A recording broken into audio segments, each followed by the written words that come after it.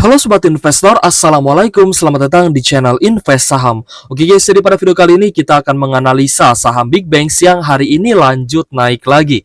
Apakah saham Big Banks bisa kembali all time high dan apa saja pemicunya? Nah, kita akan bahas semua pada video kali ini, tapi sebelumnya disclaimer on. Video ini bukan ajakan jual beli saham, ini adalah analisa dan juga opini pribadi, bukan financial advice. So, silahkan simak sampai akhir ya.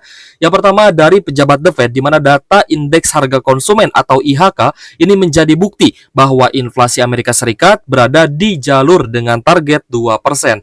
Seperti yang kita ketahui ya, bahwa semalam itu ada pengumuman dari data inflasi di Amerika Serikat, baik secara month on month ataupun tahunan, dan kita lihat secara tahunannya turun ya guys ya, menjadi 3%.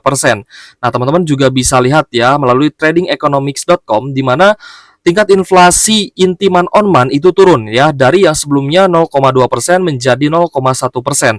Lalu tingkat inflasi inti year on year juga turun dari 3,4% menjadi 3,3%. Lalu untuk tingkat inflasi secara bulanan itu malah terkena disinflasi ya guys ya, yang berarti ini sangat bagus. Lalu kita cek juga dari tingkat inflasi inti tahunan yang turun dari 3,3% menjadi 3%-an.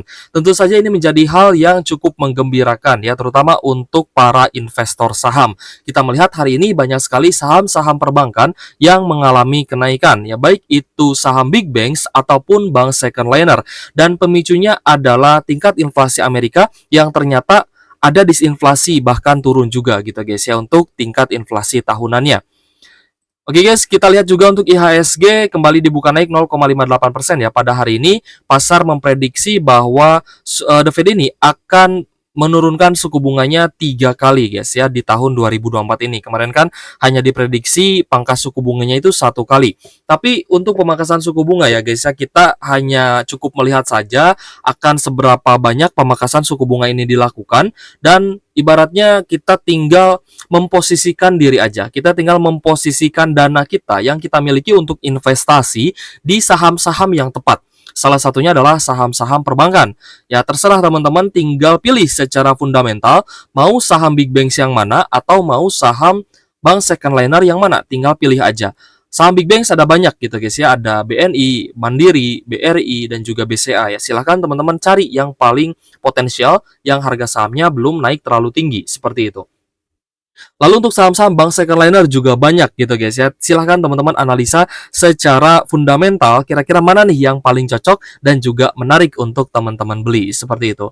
Kita lihat untuk rupiah pun ya semakin menguat di awal transaksi pada hari ini, terungkit euforia disinflasi Amerika Serikat. Nah, tadi juga sempat kita lihat guys ya bahwa Amerika Serikat ya untuk tingkat inflasi bulanannya itu mengalami disinflasi. Ini sangat bagus ya, sehingga menyebabkan rupiahnya semakin menguat karena indeks dolar atau DXY itu semakin turun. Bursa Asia hijau, IHSG menguat 0,18%, Shenzhen paling tinggi.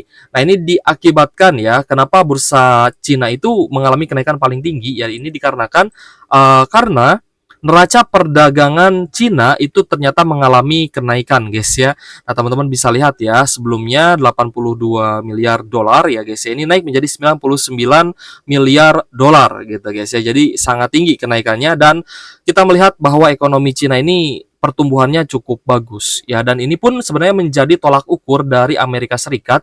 Jika ekonomi Cina semakin kuat, maka tentu saja Amerika ini harus segera memperbaiki ekonominya. Dikala kemarin tingkat suku bunga acuannya ini ditahan di level yang tinggi, ini memperburuk kondisi ekonomi di Amerika Serikat sendiri. Jadi PR dari The Fed ke depannya adalah segera menurunkan suku bunga untuk segera menaikkan ekonominya kembali, seperti itu guys. Jadi ini adalah hal yang ibaratnya sangat mustahil untuk tidak dilakukan.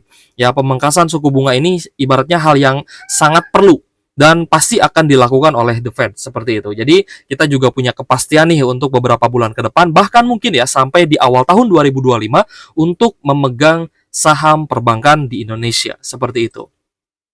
3 saham bank besar RI menguat saat inflasi Amerika Serikat melambat ya guys ya. Inflasi ini menjadi salah satu indikator yang cukup penting untuk kita pantau ya, baik secara makroekonomi ataupun mikroekonomi di Indonesia. Jadi tingkat inflasi di Indonesia pun kita lihat memang tidak melebihi di atas 3%, yang berarti ya inflasi kita itu masih cukup terkontrol seperti itu. Oke guys, kita akan mulai ya guys ya bahas saham-saham big banks, tapi di sini kita akan bahas 3 saja yang mungkin kenaikannya belum terlalu tinggi ya. Contohnya BRI, BNI dan juga Mandiri. Untuk BCA ada kemungkinan dia ada sedikit koreksi, jadi mungkin tidak kita bahas dulu ya. Atau teman-teman yang mungkin masih pegang saham BCA bisa di hold saja, ya tidak ada masalah untuk menghold saham BBCA karena BBCA pun pastinya punya potensi untuk naik lagi. Dari area bottoming untuk BBRI ya, kita lihat di harga saat ini pada penutupan di sesi 1 di 4960 ini sudah naik 20%. Jadi teman-teman yang buy on weakness ya guys ya di sekitar 4100-an, teman-teman sudah cuan 20% dan kemungkinan untuk investor jangka panjang ini akan terus di hold gitu ya. Tapi kita tidak sedikit juga ya melihat bahwa banyak juga investor retail yang ternyata malah menjual saham big banks-nya. Padahal ini perjalanannya masih cukup panjang guys ya, masih cukup panjang. Banyak sekali yang menjual saham-saham big banks ini ya dikarenakan sudah naik tinggi dan mereka sudah ambil di harga bawah. Tapi ada juga teman-teman yang masih floating loss di saham perbankan seperti di BBRI ini ya guys ya. Dan sudah kita ungkapkan juga di video-video kita sebelumnya bahwa strategi paling masuk akal untuk BBRI saat ini adalah masuk di area higher low atau buy on sideways aja. Ya, ketika dia sideways, ketika ada koreksi 0, sekian persen, ya udah teman-teman cicil beli terus. Gitu ya, cicil beli karena kenapa? Karena pemangkasan suku bunga ini akan semakin dekat, guys. Jadi untuk kedepannya tidak akan ada kesempatan lagi. Targetnya gini aja lah, misalkan BRI ya guys, ini kan belum menyentuh di level 5.000. Ya udah teman-teman, targetnya beli BBRI di bawah 5.000. Udah gitu aja guys. Jadi jangan terlalu berharap dia akan turun atau akan ada higher low ya, karena itu akan sangat sulit saya rasa ya untuk BBRI bisa turun ke level yang lebih dalam lagi. Lalu untuk pengaman berupa dividen ya guys ya, sampai di bulan April Mei 2025 nanti ya kemungkinan BBRI juga masih akan bisa naik lagi seperti itu. Jadi memang untuk pemangkasan suku bunga ini kan akan dilakukan secara bertahap. Jadi apakah BRI bisa all time high lagi? Jawabannya bisa. 6.500 sampai 7.000 itu menjadi target kita guys ya, bahwa kita menargetkan untuk saham-saham big banks bisa kembali all time high. Meskipun ya di bulan November akan ada pemilu di US dan kemungkinan juga akan menjadi apa ya, ibaratnya goncangan lah, bakal ada sedikit goncangan gitu guys ya. Apakah Joe Biden akan kembali terpilih atau malah Donald Trump yang terpilih sebagai the next presiden Amerika Serikat. Dari sisi dividen ya, kita hanya prediksi aja ini berdasarkan kuartal 1 2024 yang di annualize ya berdasarkan IPS kuartal 1 di RTI Business. Ya IPS-nya untuk proyeksinya di 419 per lembar saham, DPR kita ambil dari tahun ini ya guys ya 80%, maka dividennya 335 per lembar saham ini akan dibagi 2 dengan interimnya di awal tahun nanti ya. Dengan dividen yield sekitar 6,7% kalau misal teman-teman belinya di harga saat ini 4.960 per lembar saham. Jadi lumayan guys ya, dapat dividen yield 6,7% tapi potensi capital gain-nya sangat tinggi. Nah, kalau misalkan kita perhatikan pergerakan saham BBRI ya guys ya, ketika rebound di bulan di November 2023 lalu sampai tahun 2024 ini selalu ada open gap up gitu ya. Dia selalu ada open gap up yang berarti kenaikan BBRI ini tidak bisa kita prediksi secara perlahan gitu ya, tidak akan bisa kita prediksi. Dia bisa tiba-tiba turun terkoreksi tapi bisa tiba-tiba naik juga gitu guys ya. Jadi unpredictable lah kenaikan BBRI ini ketika dia sudah mulai rebound lagi. Nah, di sini juga sebenarnya ada gap ya guys ya, gap yang kemungkinan tidak akan tertutup dalam waktu dekat karena kemungkinan lebih memungkinkan untuk pemangkasan suku bunga daripada penurunannya. Jadi untuk BRI ya teman-teman beli aja di bawah level 5.000 ya. Kita melihat juga memang dia ini meskipun ada higher low ya, selalu ada higher low, teman-teman masih bisa hold ya guys ya sampai dividen 2025 nanti, dan kita berharap BBRI bisa kembali all time high. Target all time high kita 6.500 sampai 7.000 di saham BBRI. Menarik guys ya untuk saham BRI ya, silahkan teman-teman analisa ulang ya guys ya sesuai dengan style investasinya masing-masing. Kita lanjut ke saham BNI.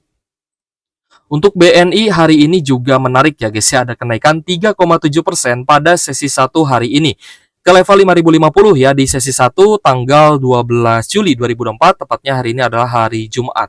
Volume transaksi hari ini juga sangat tinggi, kemungkinan ada inflow dari investor asing, dan hari ini juga sebenarnya ada gap up.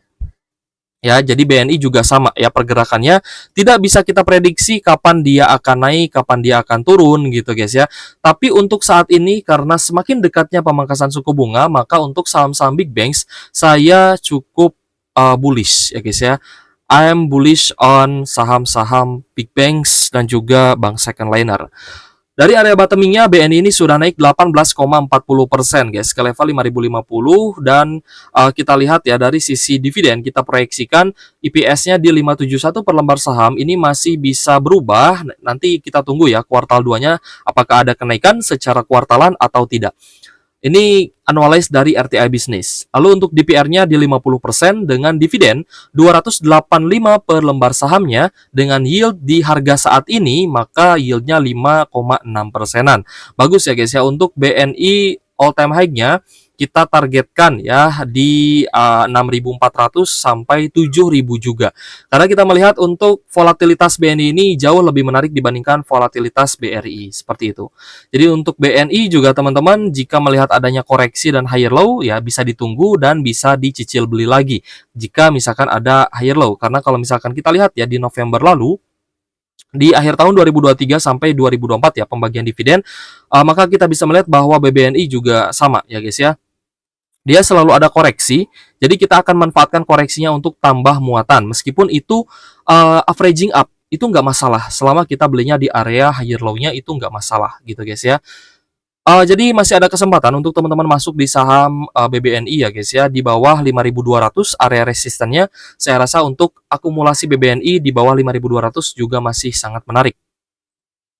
Kita lanjut ke saham Bank Mandiri guys. Untuk BMRI hari ini ada kenaikan 1,17% di sesi 1.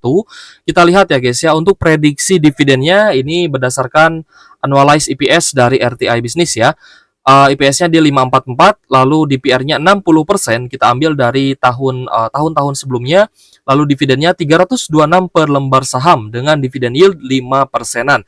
Ini juga cukup menarik untuk Bank Mandiri. Tapi di harga saat ini jika kita berpatokan terhadap dividen yield, maka yang paling menarik adalah yang pertama BBRI dengan dividen yield potensinya 6,7%. Lalu yang kedua adalah BNI 5,6%, dan yang terakhir adalah Bank Mandiri 5%. Dan saya yakin untuk dividen yield dari BBCA akan jauh berada di bawah 3 big banks ini gitu ya. Inilah alasan kenapa kita hanya bahas 3 big banks. Untuk BCA ya udah teman-teman hold saja jika sudah punya di harga bawah. Seperti itu. Untuk target pembelian Bank Mandiri, teman-teman bisa akumulasi di bawah 6.600 ya guys ya. Lebih murah lebih bagus, lebih rendah lebih bagus. Kalau misalkan sudah ambil di harga bawahnya bisa di hold. Untuk tambah muatan porsinya jangan terlalu banyak. Jadi ibaratnya gini, teman-teman sudah punya Bank Mandiri misalkan 50 lot. Kalian beli di 5.700 misalkan ya, di 5.700 teman-teman belinya di area bottomingnya misalkan ya di 5.700. Tapi masih ada sisa cash nih di RDN, mau tambah muatan lagi. Nah, bolehlah teman-teman misalkan beli di sekitar 6.400, 6.500 gitu guys ya. Di bawah 6.600 masih oke saya rasa. Ya ini karena resistennya ya. Di bawah 6.600 masih oke untuk averaging up, tapi averaging up-nya jangan terlalu banyak gitu guys. Ya misalkan teman-teman punya 50 lot, ya averaging up-nya jangan 100 lot dong gitu ya. Kalau misalkan mau average-nya tetap di bawah, seperti itu guys. Tapi misalkan teman-teman averaging up pun dengan nominal yang tidak, dengan jumlah yang tidak terlalu besar, maka nanti naiknya pun tidak akan terlalu signifikan. Ya paling naik sampai 6.000 lah. Jadi targetnya juga masih cukup panjang ya untuk Bank Mandiri ini. Untuk target harga Bank Mandiri ya, kita targetkan di 7.500 ya. 7.500 sampai dengan di 8.000 saya rasa masih possible untuk saham Bank Mandiri ini. Jadi menarik guys ya untuk saham-saham big caps perbankan. Ini saya rasa hari ini ada kenaikan ya rata-rata, meskipun BCA ada sedikit koreksi. Tapi kalau misalkan teman-teman mungkin ya merasa ketinggalan di saham BRI, ketinggalan di saham BNI ya, merasa itu kan, kalau merasa ketinggalan itu kan sebenarnya hanya feeling ya. Nah, teman-teman, jika merasa ketinggalan di saham-saham big banks, mungkin bisa melirik saham bank second liner lain. Ya, seperti contohnya NISP. NISP hari ini ada kenaikan. Tadi saya lihat sih sekitar 2%-an. Sedangkan untuk BNGA, nah BNGA ini masih stabil.